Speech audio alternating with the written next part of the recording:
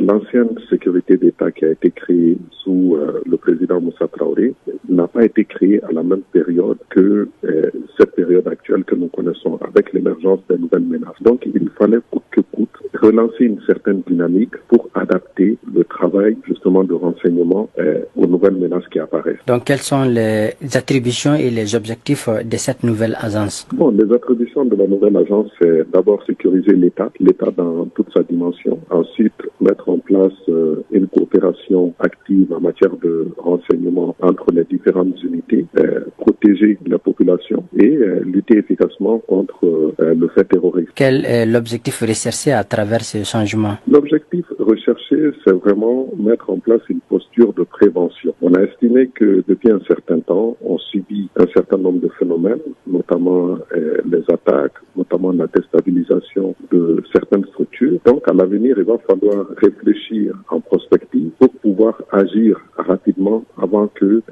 ça ne tourne au désastre. Est-ce que ce changement permettra au service d'être plus performant dans la lutte contre l'insécurité? Depuis un certain moment, il y a des critiques qui avaient été formulées en direction des forces de défense et de sécurité qui seraient des forces de protection d'un régime et pas forcément des forces de protection de la nation. Donc, en évoluant dans le renseignement, l'objectif c'est qu'on puisse aussi permettre aux forces de défense et de sécurité de faire leur mieux en essayant de devenir en tout cas des forces de défense et de sécurité au service de la nation. Que faut-il faire pour rendre efficace un service de renseignement dans le contexte de lutte contre le terrorisme? La première action à mettre en place, c'est de valoriser le renseignement d'origine humaine. L'objectif de ce renseignement d'origine humaine, c'est vraiment de permettre qu'il y ait une collaboration et une coopération active entre la population locale et la force de défense et de sécurité et surtout les agents de renseignement. Cela passe par l'activation de plusieurs structures étatiques qui va permettre à ce que la population retrouve cette confiance en direction de l'État. Et à partir de l'installation d'un climat de confiance, la population peut déterminer et mettre au service des forces de défense et de sécurité des renseignements utiles. Est-ce que